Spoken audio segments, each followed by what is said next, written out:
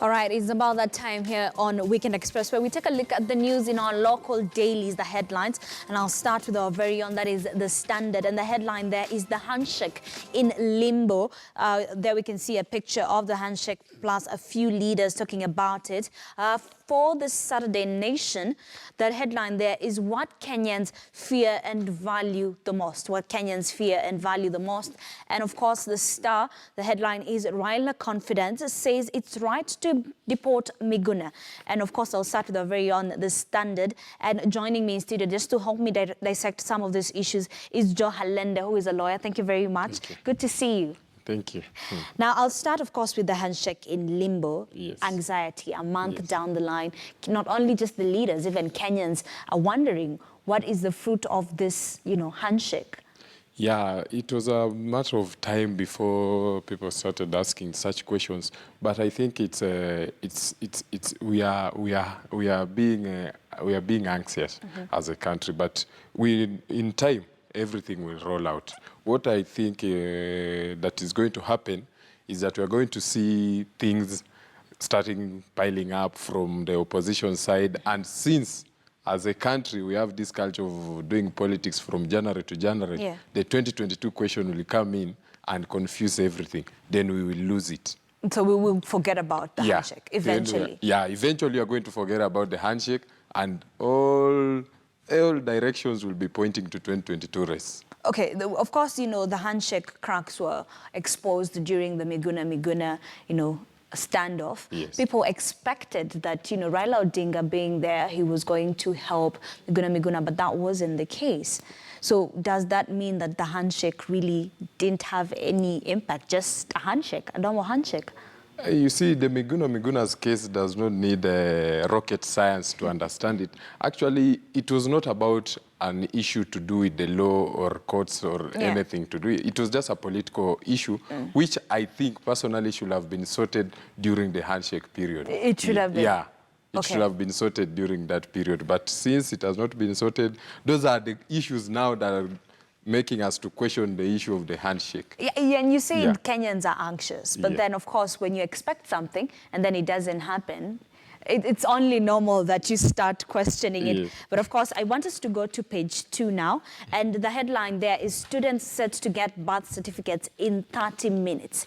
A move comes as 4 million learners are yet to be enrolled under the National Education Information Management System. Now, this issue of getting, birth certificates, it's been overdue.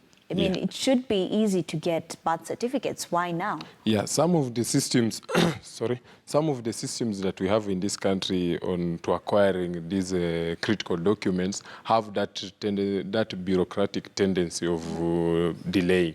But I'm happy that now the government has come in and actually it's going to take 30 minutes to get a birth certificate than normal time where people were, even some people didn't have birth certificate up to the time you want to acquire an ID. That's when you rush to get a birth certificate. But it's good that the government has come in and we are going to be able to get a birth certificate within 30 minutes. Students, just students. So what about the rest?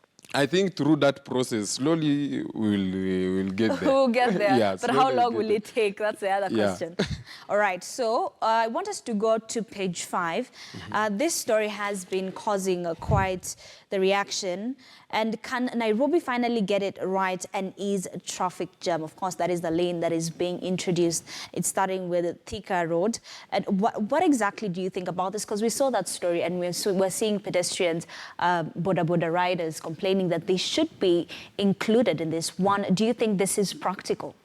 As the view that I hold on this issue is that as a country, we tend to rely on short-term way of solving problems than long-term. This issue of traffic jam in Nairobi, it basically starts with the government allowing the private sector to control, 100% to control the transport sector. That is the confusion in Nairobi. If the government can find a way to regulate the private sector, and that can only happen by the government investing in the transport sector. Leave these things of bringing NYS buses. The government should fully invest in transport sector. All right, talking on about railway the system, NYS buses. on the buses, on the infrastructure, construction of these roads, how they construct. Actually, what is happening on Thika Road by bringing these rapid stops along the Thika Superhighway. Actually, from the word go, when you start constructing this road, those are among the things that you should plan as a government.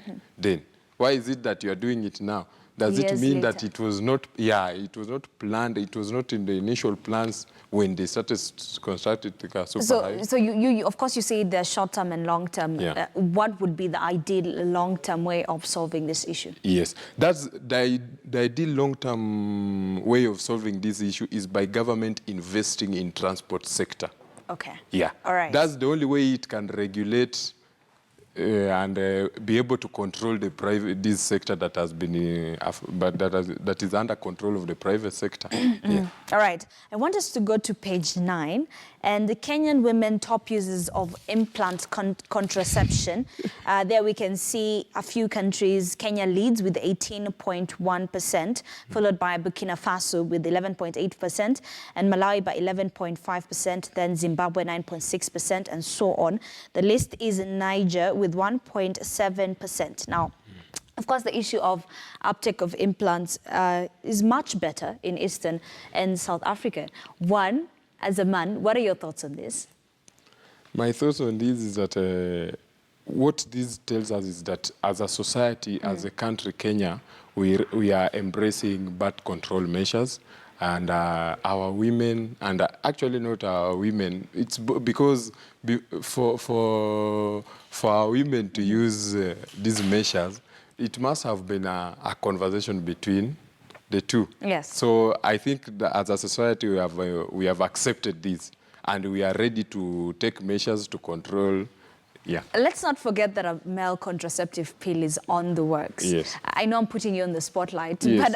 but would you be open to, Yes. taking it, considering it sparked quite a number of conversation too, because men are saying they cannot do this. This is something that should be left to the women. Would you encourage? Why not? Why not? But the only problem we have as Africans, we tend to be rigid.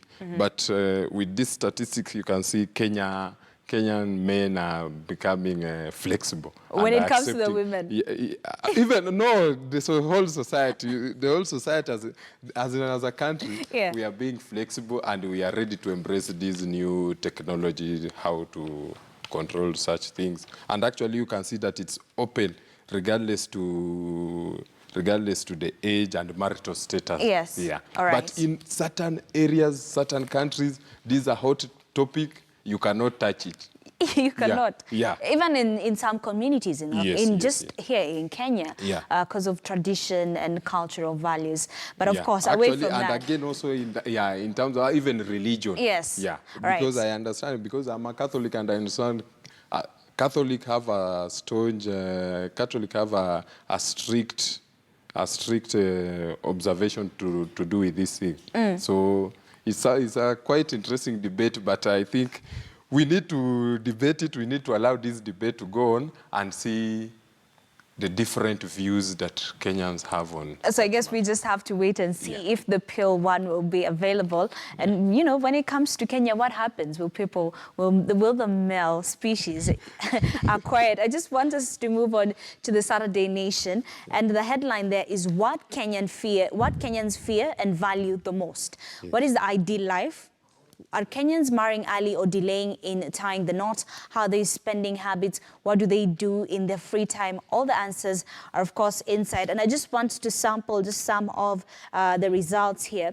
Now, 20% of majority of Kenyans harbor violence of any nature. They also expressed their abhorrence for violence against women. That is 20%. 87% of the people who have mobile phone accounts, 87% use them to borrow. Fear of poverty is real, and of course 2% are afraid of death. Most of them, usually when they get sick, they turn to prayer. Now, the 49%, the mobile phones have become an important gadget. 87%, 8 out of 10 people reported they were in happy marriages, and 87% said they believed in the importance of marriage. And the 66%, although good health ranked high among Kenyans, cherish only 25% are insured. 66 are not. I'll just start with that. 66% are not insured in Kenya. Yes, and that tells you we can quickly raise issues why 66% are not insured because of unemployment rate, because of the high standards of living.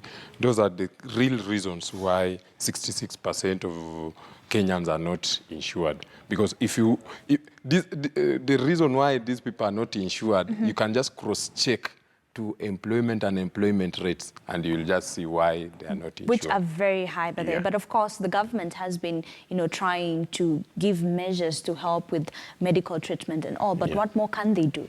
Yeah, what more can they do is about to actually, what the government has done, basically most of these people, when you talk about unemployment, there is a problem in this country where we tend to focus on the people who have white-collar jobs only. But there's also these industrial sectors which have come up, the Juakali sector. People are employed, but sometimes we consider them as unemployed. Yeah. And that's where we get it wrong. If now on this issue about insurance, if that insurance policy, I can see that the NHIF insurance policy have mounted a serious campaign on recruiting members, but that's the targeted area that they should go. And fears, let's talk about the fears. 87% are afraid of poverty, and 2% are afraid of dying.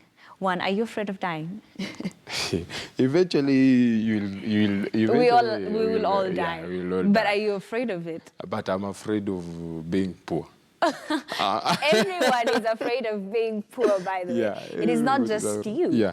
So this is now the reality of life in this country, and you can see the extent of people, how ready they are to do things to help themselves. All right. Yeah. And talking about health, we can see just there on the side of the paper, the headline there is Ruto students to get medical cover in May. And the story is on page 11 of the Saturday Nation. The government has set aside 4 billion to enroll 3 million secondary school students in the National Hospital Insurance Fund across the country. So these are just some of the measures that we were talking about. But on page 3 of the Nation, figures paint grim pictures of Kenya's ailing health system. Back on the health issues, who pays for healthcare? We have 1.5 million number of Kenyans pushed below the national poverty level. And of course, health insurance, 1 in 5 have health insurance. 3 in 10 urban residents have health insurance. 3 in 10 urban residents. Back to what you were talking earlier on the issue of, insurance, what we need to do. What does the government need to do really at this rate? Because we're seeing unemployment rates are high. The job creation is very, very slow. As much as jobs are being created, it's not to reach the demand of, the people out there. So if 3 in 10 urban residents like Nairobi, have health insurance, then where are we going as a country? As a country, where are we headed? We are headed towards the right direction, despite the fact that we have some critical challenges which needs to be addressed very fast. And on issues to do with like last week but one, the country was amused with stories coming out from Kenyatta Hospital, and those are the challenges that the government need to address. One, they need to increase the resources allocations toward health sector. 2, now they need to follow up and see where these resources are being allocated and how are they being used. Are they being wasted? Are they going in somebody's pocket? Those are the things that we need to increase. Then now we need to come up and start. There's an issue with the doctor shortage. And as a country, we need to address it. Let's leave this thing of importing doctors from Cuba. All right. Yeah, we should find a way to solve it. But I know where we went wrong, and that is when we moved from from when we started this thing of devolving health sector. That's where our confusion started. But eventually, I think, like next week, but one, there will be a devolution conference in Kakamega. Yes. I hope that these are the things that our governors and senators will be discussing and giving way forward. Right. Because as a country, we are tired of talking and doing nothing. No action. Yeah, no action. All right. Now, there's a very interesting headline on the Star, and it is Raila confident says it's right to deport Miguna. Now, the Savage says Odinga's ghost writer calls him loud-mouthed Canadian citizen.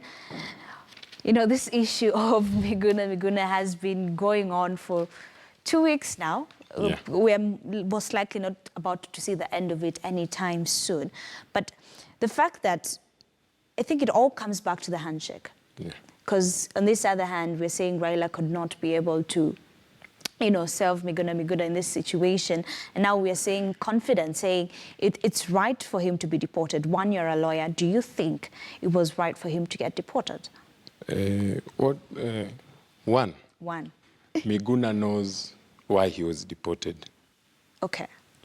Two, the people who purport to be helping Miguna, I think they're doing it when cameras are on. But when the cameras go off, they're the ones who are causing the mess. Three, the law, in Miguna's issues, you can see what the law says, what needs to be done, and how it can be sorted out. And the court gave out a clear indication of how these things should be sorted out. And it's, as a lawyer, what you need to do is to follow this. And Miguna knows what to do. Four, as we said earlier, it was a Miguna's whole issue is about politics. And we should do it the political way. No need to go to courts to solve political problems. So we just wait for 2022? We cannot wait for 2022. As I've told you, Miguna knows why he was deported. Yeah. He knows how he can solve the problem. It's up to him. All right. But the people who are pretending to be helping him, but are not helping him, also should watch out. That's why you are seeing that headline on the Star. All right. Yeah. Okay, thank you very much, Joe Halende, who is a lawyer. Of course, if you want to get to know more about the stories, you can always get